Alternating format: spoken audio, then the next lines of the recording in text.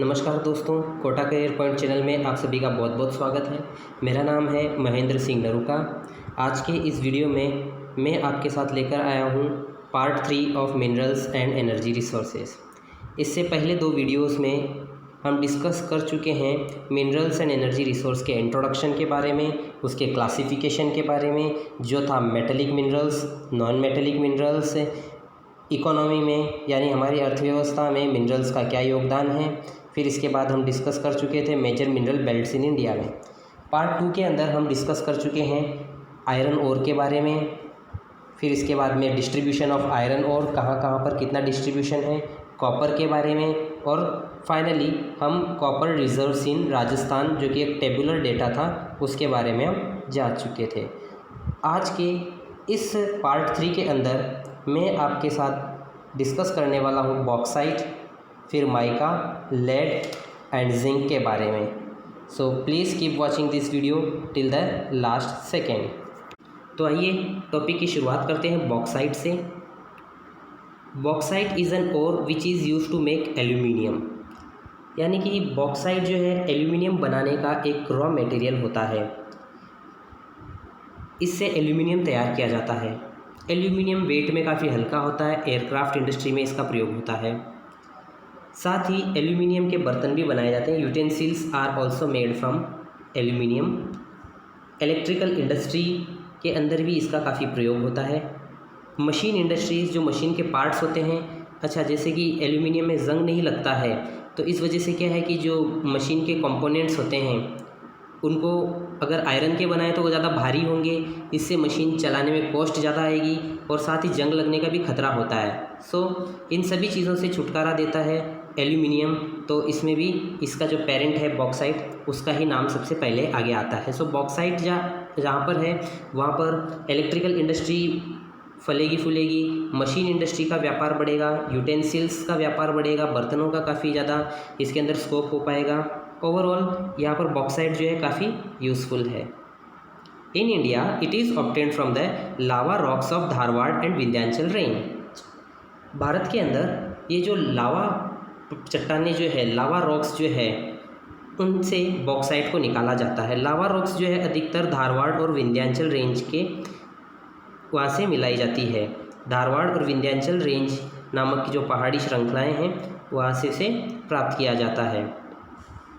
बात करें विश्व के कुल भंडार की, तो विश्व के कुल भंडार में से भारत को इसमें 5वां लार्जेस्ट प्रोड्यूसर कहा गया है। ये काफ़ी अच्छी बात है, ये बहुत ही अच्छी चीज़ है कि इंडिया जो है 5वां सबसे बड़ा उत्पादक देश है बॉक्साइट का। So India is the 5th largest producer of bauxite. देश भर का कुल उत्पादन का 95% हिस्सा जो है ओडिशा के कुछ ज़िले हैं, जैसे कि कोरापुट, कालाहांडी, वहाँ पर इसका प्रोडक्शन बहुत ही ज़ोर शोर से होता है। फिर इसके बाद में झारखंड राज्य के कुछ इम्पोर्टेंट प्लेसेस है, जहाँ जैसे कि रांची है, पलामू है, गिरिडीह है, लोहारडग है। इन डिस्ट्रिक्ट्स में बॉक्साइट का प्रोडक्शन होता है। फिर इसके बाद में मध्य प्रदेश का नाम आता है इस लिस्ट में, 3rd लार्जेस्ट प्रोड्यूसर है इंडिया के स्टेट में। तो इसमें बालाघाट, कटनी, जबलपुर। अगला राज्य है छत्तीसगढ़ के अंदर बिलासपुर, रायपुर और सरगुजा नामक प्लेसेस से बॉक्साइट का एक्सकावेशन किया जाता है। महाराष्ट्र की बात की जाए तो रत्नागिरी है, पुणे है और कोल्हापुर है। फिर इसके अलावा other 3 states Karnataka, Goa and Tamil Nadu, यहाँ से बॉक्साइट प्रोडक्शन होता है। एक और बात, 80% बॉक्साइट जो है वो एल्यूमिनियम बनाने के लिए प्रयोग में ली जाती है। 80% bauxite in the country is use to make aluminium. 60% production is used in India itself, यानी कि भारत में ही 60% का प्रोडक्शन इस्तेमाल हो जाता है। बचा हुआ प्रोडक्शन क्या किया जाता है, वो यूरोपियन और गल्फ़ कंट्रीज़ में एक्सपोर्ट कर दिया जाता है। Once again, rest of the production is exported to European and Gulf countries. यूरोपीय देशों में और खाड़ी देशों में बचा हुआ प्रोडक्शन भेज दिया जाता है।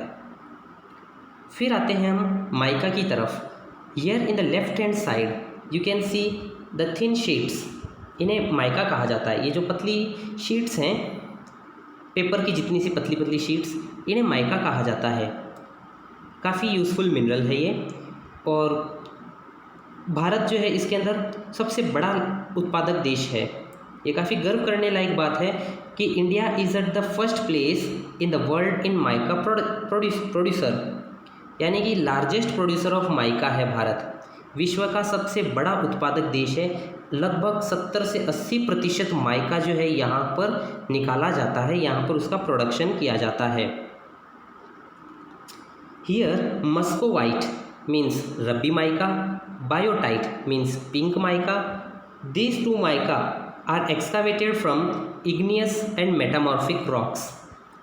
यहाँ पर मस्कोवाइट यानी कि रब्बी अभ्रक, बायोटाइट गुलाबी अभ्रक, ये जो है इग्नियस और मेटामॉर्फिक चट्टानों से निकाला जाता है। इग्नियस और मेटामॉर्फिक रॉक्स के टाइप्स हैं। ये मिनरल जो है हीट और इलेक्ट्रिसिटी को रेजिस्ट कर सकता है, यानी कि इसका प्रतिरोध कर सकता है। नॉन कंडक्टिव इन नेचर है, कहने का मतलब कि हीट और इलेक्ट्रिसिटी को कंडक्ट नहीं करता है।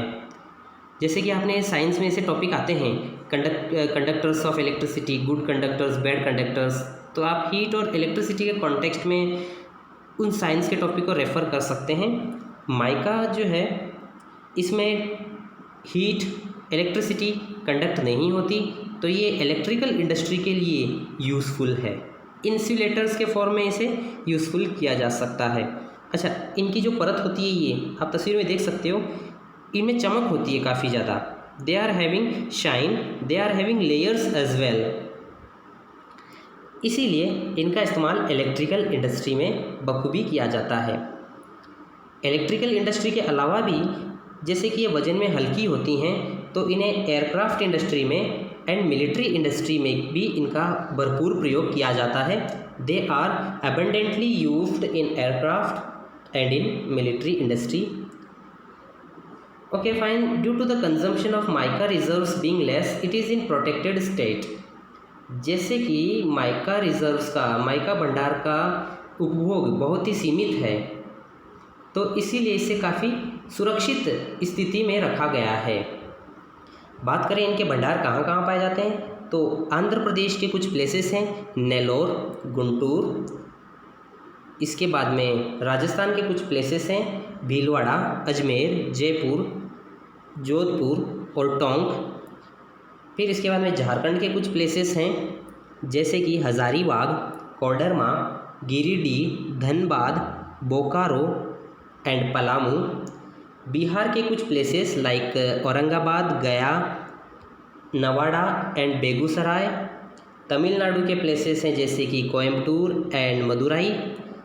मध्य प्रदेश के प्लेसेस हैं जैसे कि छिंदवाड़ा और बालाघाट। इन जगहों पर इनके रिजर्व्स पाए जाते हैं, इनके भंडार पाए जाते हैं।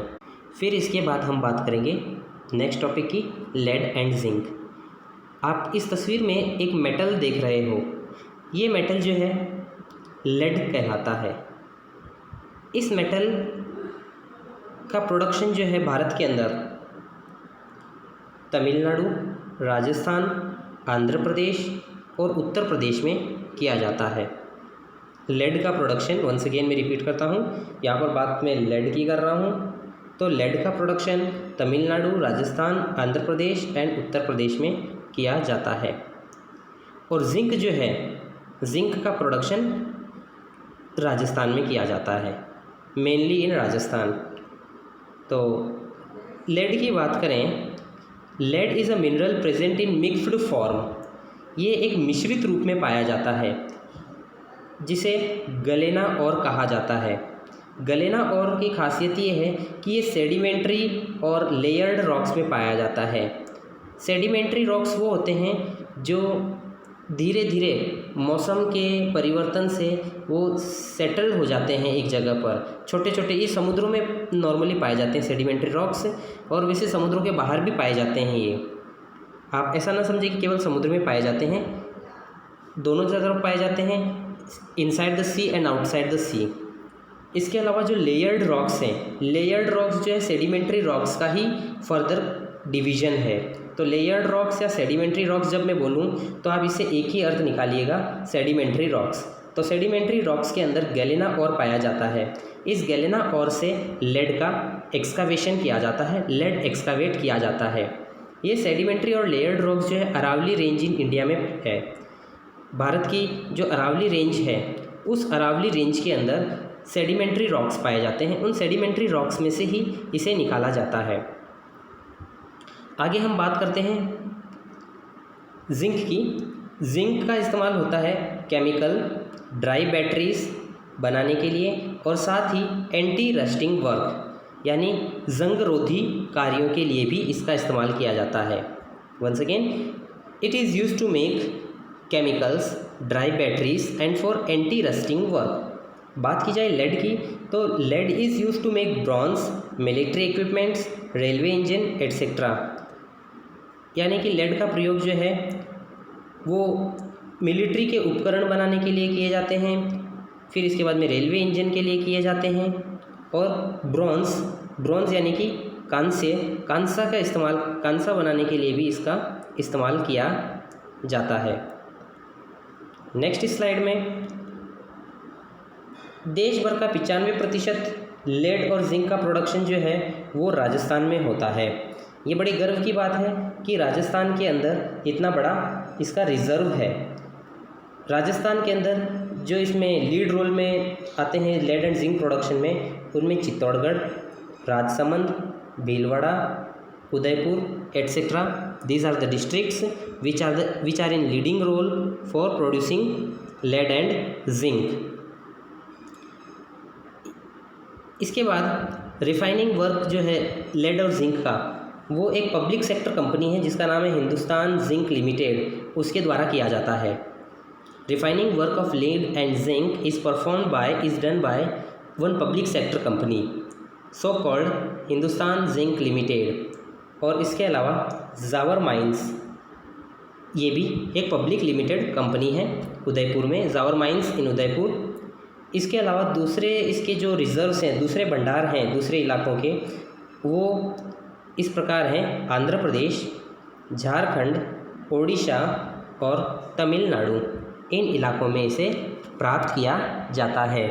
फिर है अगला टॉपिक हमारे एनर्जी मिनरल्स यानी कि ऊर्जा खनिज। एनर्जी मिनरल्स क्या होते हैं? जिनसे हमारे को हीट और एनर्जी प्रोवाइड होती है, जिनसे हमारे को ऊष्मा और ऊर्जा मिलती है। Energy is a primary necessity for the industrial development of a country. यानी कि ऊर्जा हमारे लिए, हमारे औद्योगिक विकास के लिए बहुत ही ज़रूरत की चीज़ है, प्राइमरी नेसेसिटी की है। बायोटिक सब्सटेंसेस होते हैं कुछ, और कुछ न्यूक्लियर सब्सटेंसेस होते हैं, वो एनर्जी मिनरल्स फॉर्म करते हैं। Biotic and nuclear components are the natural sources of energy minerals. तो बात करते हैं ये आगे चलकर कन्वेंशनल सोर्सेज फॉर्म करते हैं। तो कन्वेंशनल सोर्स ऑफ एनर्जी क्या है? Energy obtained from coal, petroleum, natural gas and nuclear power, उन्हें कहा जाता है कन्वेंशनल सोर्स ऑफ एनर्जी। एक होता है non conventional source of energy. Non conventional source जो है वो भी नेचुरल सोर्स ही होते हैं, जैसे विंड एनर्जी है, जैसे कि सोलर एनर्जी है, वो नॉन कन्वेंशनल सोर्स। हालांकि वो अभी थोड़े दिनों पहले ही यूज़ में आए हुए हैं, जो पुराने टाइम से यूज़ में चले जा रहे हैं 19th-20th सेंचुरी से, तो उनमें कन्वेंशनल सोर्स हैं, जिसे हिंदी में कहा जाता है पारंपरिक स्रोत। ऊर्जा के पारंपरिक स्रोत इसे कहा जाता है। आप यहाँ राइट हैंड साइड में एक एनर्जी प्रोडक्शन इन इंडिया का पाई डायग्राम देख सकते हैं। इस पाई डायग्राम में आप देखोगे कि ज़्यादा से ज़्यादा एनर्जी प्रोडक्शन में योगदान होता है कोयले का। ये है लगभग 55.4%, राउंड फिगर में करते हैं तो 56% है। फिर इसके बाद में पेट्रोलियम का भी योगदान काफ़ी ज़्यादा है एनर्जी प्रोड्यूस करने में, यह है 28.7%। पेट्रोलियम का इस्तेमाल आप ऐसे समझ सकते हैं जैसे कि इलेक्ट्रिसिटी कभी नहीं होती है तो उस समय जनरेटर चलाने पड़ते हैं इंडस्ट्रीज़ को, काम रुके नहीं, तो ये जो जनरेटर चलाने की कॉस्ट है वो पेट्रोलियम के इसमें आ जाती है और ये एनर्जी प्रोडक्शन में यूज़फुल है। नेचुरल गैस है, नेचुरल गैस का योगदान 7% है, 7% है, यहाँ पर आपको लिखा हुआ नहीं दिखाई देगा, 7% है। फिर है हाइड्रो इलेक्ट्रिसिटी। हाइड्रो इलेक्ट्रिसिटी जो है ये 8% है, दीज आर फॉर्मिंग 8%। और उसके बाद में एटॉमिक एनर्जी फॉर्म्स ओनली 1%, 1% हिस्सा ये फॉर्म करती हैं। वंस अगेन मैं अपनी बात को रिपीट करता हूँ, कोयला जो है सबसे ज़्यादा एनर्जी प्रोडक्शन करता है, ये है 56%। पेट्रोलियम 28.7%, यानी कि इसे मान लो 29%। नेचुरल गैस जो है 7%, हाइड्रो इलेक्ट्रिसिटी 8% और एटॉमिक एनर्जी 1%। तो चलिए हम एनर्जी मिनरल्स के बारे में आगे पढ़ते हैं। सबसे पहले इसमें आ जाता है कोल।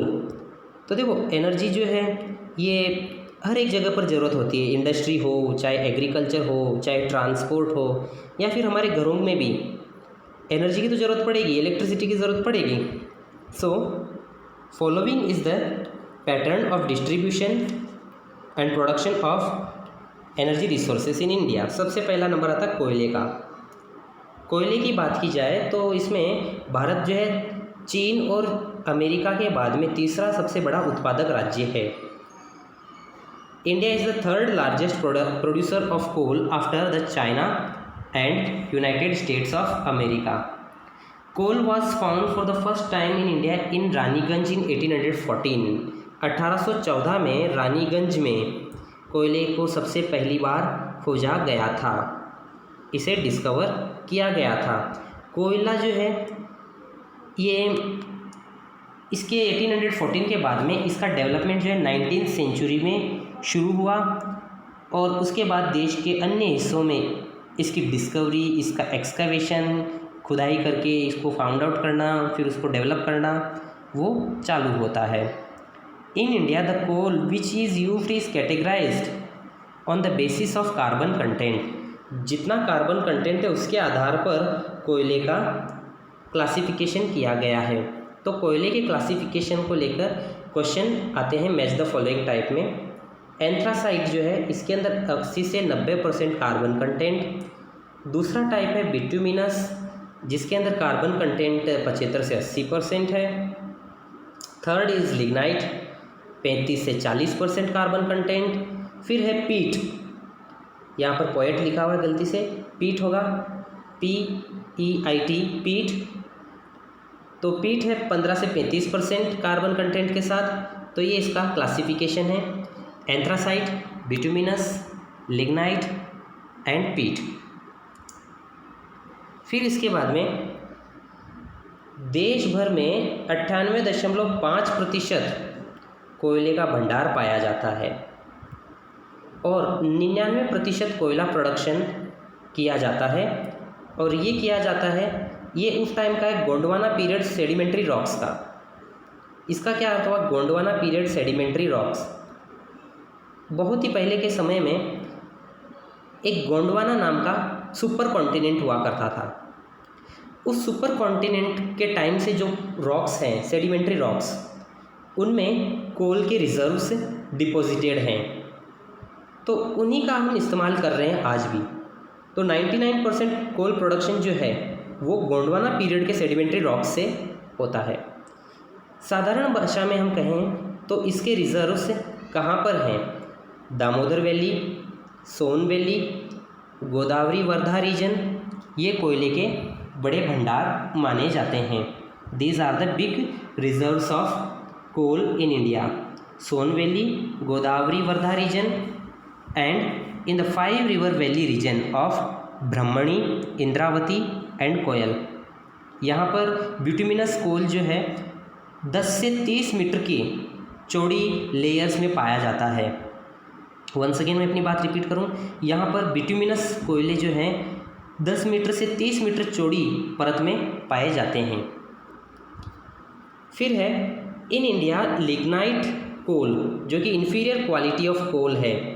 ये पाया जाता है Assam, Meghalaya, Arunachal Pradesh, Himachal Pradesh, Nagaland and Rajasthan. Lignite type of coal is found in Rajasthan which is present along with the limestone rocks. यानी कि लिग्नाइट प्रकार के जो कोयले हैं राजस्थान में, ये लाइमस्टोन यानी चूना पत्थर के साथ पाए जाते हैं। जिन प्लेसेस पे पाए जाते हैं उनके नाम हैं बाड़मेर, बीकानेर और नागौर। इनका इस्तेमाल लोकल थर्मल पावर स्टेशंस में बिजली प्रोड्यूस करने के लिए किया जाता है। Is that clear? बाड़मेर के कपूरडी, जालिपा, गिरल, भाड़का, गूंगा तथा शिव इन इलाकों में, फिर बीकानेर की बरसिंगसर, पलाना, गुड्डा, बिटनोक इन जगहों पे, नागौर में मेड़ता, कसनऊ, कुचेरा, मातासुख इन जगहों में मिलता है। यानी कि चूने के साथ चूने पत्थर के साथ लिग्नाइट प्रकार के कोयले पाए जाते हैं। राजस्थान में लिग्नाइट के इस भंडार का उपयोग जो लोकल थर्मल पावर स्टेशन से स्थानीय तापीय विद्युत संयंत्र, उसके लिए इनका यूज़ किया जाता है, इसमें इस्तेमाल किया जाता है। So this is the end of this video. उम्मीद करता हूँ आपको ये वीडियो बहुत बहुत पसंद आया होगा। Thank you for watching this video. Have a nice day.